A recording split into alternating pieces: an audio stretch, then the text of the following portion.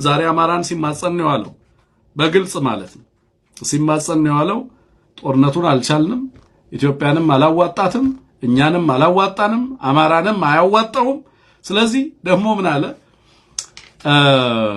አማራ አንድ ጊዜ አማራ ነኝ ብሎ አይቆምም። አስተውሉ። ጎጃምና ጎንደር እያለ ይከፈላል። ጎጃም ይልና ደግሞ ምዕራብና ምስራቅ ጎጃም ይላል። ምስራቅ ላይ ደግሞ ይመጣና የማርቆስ ልጆች የእንትን ልጆች ምናምን ይላል። ከዛ የማርቆስ ልጆች ደግሞ ተብሎ ተገብቶ ደግሞ ውስጥ የእንትን ምናምን እያለ ከተከፋፈለ ይሄዳል። ስለዚህ ይሄ ሁሉ የብሔር ፖለቲካ አያዋጣንም ሊል ፈለገ መጥቶ ማለት ነው። ስለዚህ አማራ አማራ አትበሉ ሊል ነው በሱ ቤት መልእክቱን ለማስተላለፍ የፈለገው በዛ ላይ አማራ አማራ የሚባለው ነገር እንዳያታልላችሁ ለማለት ነው።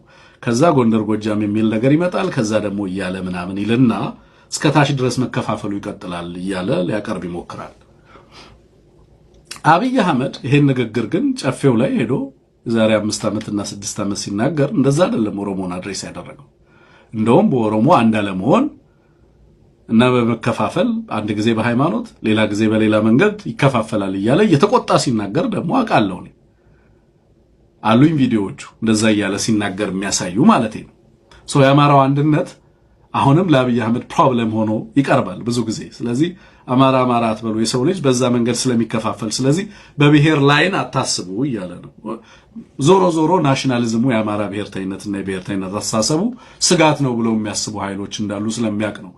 አማራው ብዙ ጊዜ የብሔር ፖለቲካን የሚጠየፍ ማህበረሰብ ስለሆነ ኢዚሊ እንደዚህ አይነት ነገሮች ለአማራው ስትነግረው አፒሊንግ ነው።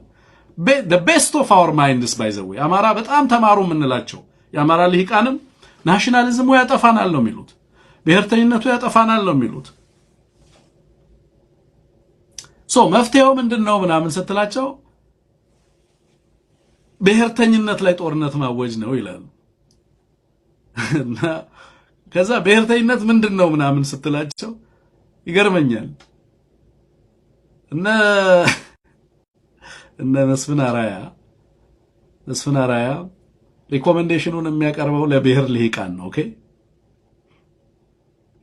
መንግስትና የመንግስት ስልጣንን የያዙት የብሔር ልሂቃን ናቸው። ዶንት ቢ ሲሊ እውነቴን ነው የምላችሁ። ገለባ አንሁን። አብይ አህመድ እዛ ቦታ ላይ ያሉት የብሔር አያቶላዎች ሆነው ነው።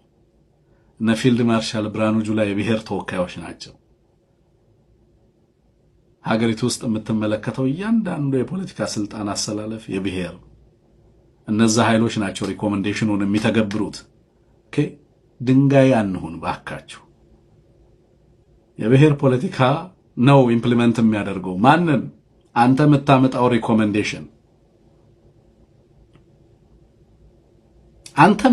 ሪኮሜንዴሽን ማን ነው የሚተገብረው? መስፍን አራያ ለዚህ መልስ አለ?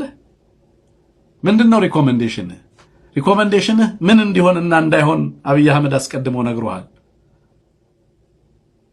እና ብሔር ሊጠፋልን ነው እያለ የሚመጻደቅ አለ። ብሔር ሶሻል ፋክት ሆኗል። ኦኬ ከጀዋር ጋር ያለኝ ግንኙነት ነው ጀዋርን ማየው እንደ ኦሮሞ ልሂቅ ነው። እሱ እኔን የሚያይ እንደ አማራ ልሂቅ ነው ወይ እንደ አማራ ተወላጅ ነው። እሱ ኦሮሞነቱን አንተን ደስ እንዲልህ ብሎ ኦሮሞነቱን አይቶ ኢንቨስት ያደረገበት ነው፣ እየሰራበት ነው። ልሂቃኑ እየሰሩበት ነው። አብይ ይሰራበታል። ፖሊሲው ላይ እየሰራበት ነው። ቋንቋው ላይ እየሰራበት ነው። ህገ መንግስቱ ላይ እየሰራበት ነው። ብሔር ሊቀርልን ነው እያለ ከበሮ ሲመታ የሚውላል። ስንት ጊዜ ነው ፖለቲካሊ መጫወቻ ምን ነው? ኦኬ አርፈ ጠንከር ብለህ ምራቅህን ውጠህ ለትግል መዘጋጀት እና የምታደርገውን ትግል ውጤት እንዲያመጣ መስራት ነው። ተሰጥ ቆፍጠን በል። ስር ሰዷል ትግል፣ መሰረት ይዟል ትግል። ምራቅ ያዋጠ ትግል ነው እየታገልክ ያለው። ስለተሸነፈ ነው ዛሬ ደብረ ማርቆስ የመጣው። ስለተሸነፈ ነው ሲናዘዝ የዋለው። ኦኬ ይሄንን ወደ ፖለቲካ ድል መቀየር ደግሞ ብልሃት ይጠይቃል። ይበልጥ አቅምን ማሳደግ ይጠይቃል። ይበልጥ መጠናከርን ይጠይቃል። ይበልጥ መደማመጥን ይጠይቃል ለማለት ነው። እስኪ አብይ የተናገረው ሰምተን እንመለስ። ቀደም ሲል በነበሩ ግጥሞች አትመጣም ወይ ማርቆስ ከተድላው ከተማ ቢሻህ በአውሮፕላን ቢሻህ በሎንቺና የተባለላት ከተማ ናት። አሁን ሎንቺናውም አውሮፕላኑ ላለቁት ጥቂት ዓመታት ችግር ሆኖ ነበር። ዛሬ ቢሻህ በአውሮፕላን ተመልሷል። ቢሻህ በሎንቺና ግን በእኛ ጥረት መመለስ ይኖርበታል። ይህንን የመሰለ ምድር ይዘን መቼም እንዴት የሚያምር ሀገር እንደሆነ በውስጡ ያላችሁ ሰዎች ላይታወቃችሁ ይችላል።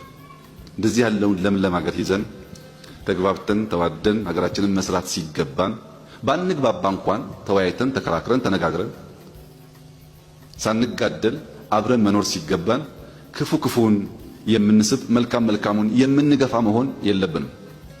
በዚህ ዘመን እውነት መስፈሪያዋ በእጅጉ ስለቀጠነ ኢትዮጵያ ውስጥ ያለው የዘር የመከፋፈል የጎጠኝነት የጽንፈኝነት እሳቤ እየተንሰራፋ እንዲመጣ አንዱ የእውነት መቅጠን ምክንያት ሆኖ ሊወሰድ ይችላል። ምን ላይ ስለምንገኝ እንጂ በአንድ በኩል ከወሎ ኦሮሞ የተወለዳችሁ በሌላ በኩል ከወለጋ ኦሮሞ የተጸነሳችሁ ኦሮሞዎች ናችሁ የሚል መልእክት ሲያስተላልፍ ተሰምቷል። ሌላ ምንም ትርጉም የለውም።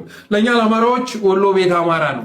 የአማራ እትብት የአማራ እምብርት ብለን የምናስበው አካባቢ ነው። በእነ አብይ አህመድ አስተሳሰብ ደግሞ ሰሜን ኦሮሞ ነው።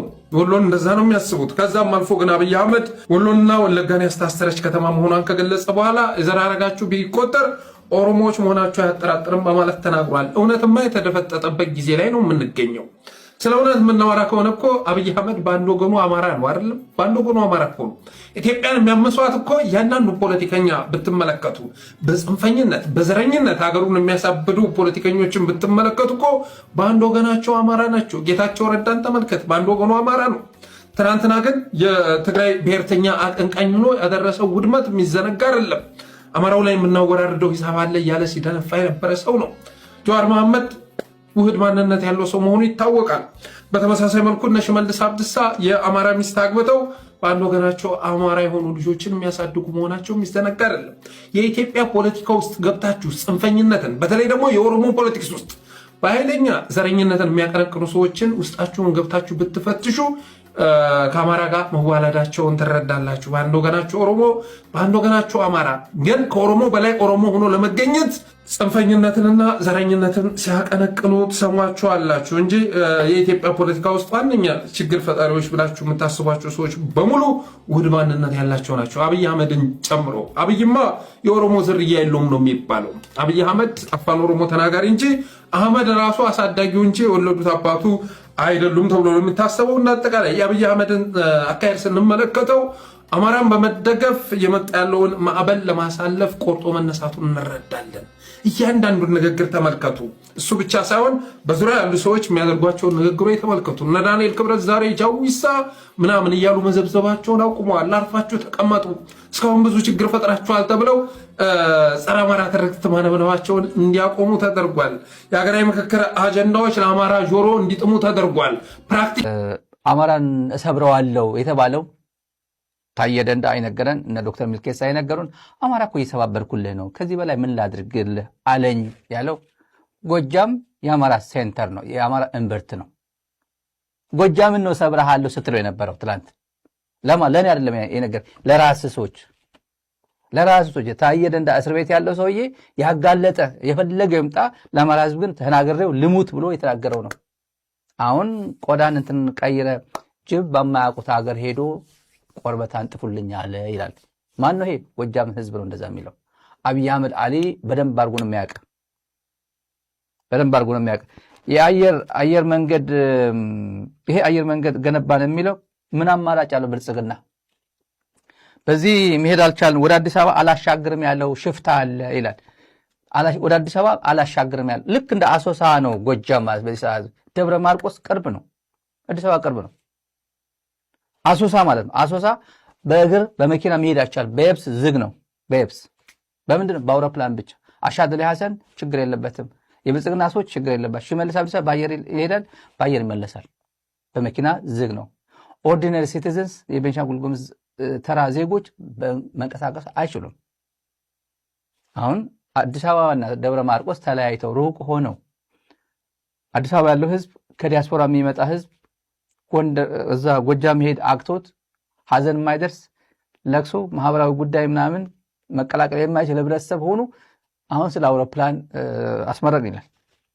የአውሮፕላን ባለስላሴ ጊዜ የነበረ ነው፣ አዲስ አይደለም። ባለስላሴ ጊዜ ደብረ ማርቆስ ኤርፖርት ነበረው። አሁን በ2018 ኤርፖርት እና ለዛው መካከለኛ ኤርፖርት ገና ብዙ ፋሲሊቲ የቀረው ኤርፖርት ገነባውል ሲባል ለፕሮፓጋንዳ የሚሆን ጥሩ ነው። ለፕሮፓጋንዳ ጥሩ ነው፣ ለወደፊቱ አይጠቅም ማለት አይደለም። አማራ ህዝብ ሰዓት የሚያስፈልገው ኤርፖርት አይደለም፣ ሰላም ነው የሚያስፈልገው። በድሮን እየጨፈጨፍ ኤርፖርት ገነባውል ብትለው ሰሚ የለህም። መጀመሪያ የህልውናውን ማረጋገጥ የሚፈልገው ይህንን ደግሞ በዚህ አማራ ህዝብ ሸውጄ እኔ